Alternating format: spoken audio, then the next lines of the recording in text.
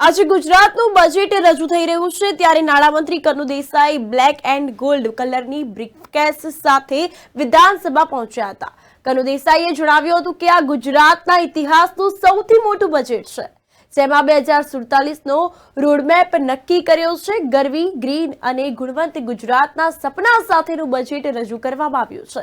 ગુજરાતનું આ વર્ષના બજેટનું કદ 3,32,465 કરોડનું છે, જેમાં નવસારી, ગાંધીધામ, મોરબી, વાપી, આણંદ, મહેસાણા, સુરેન્દ્રનગર, વઢવાણને મહાનગરપાલિકાનો દરજ્જો આપવામાં આવશે। ગરીબ, યુવાન, નારી શક્તિ અને અન્નદાતા માટે બજેટમાં પ્રાધાન્ય આપવામાં આવ્યું છે। આપણા દેશના યશસ્વી વડાપ્રધાન માનનીય નરેન્દ્ર મોદીજીએ વિકસિત ભારત 2047નું આહવાન કર્યું છે।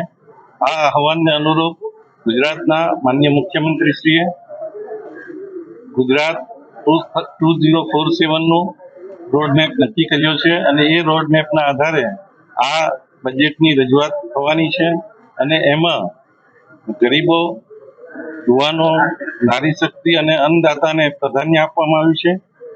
દરેક ખાતા માટે મહત્તમ જોગવાઈ કરવામાં આવી છે અને સાથે સાથે આ બજેટ ગુજરાતના ઇતિહાસનું સૌથી વધુ જોગવાઈવાળું બજેટ હશે।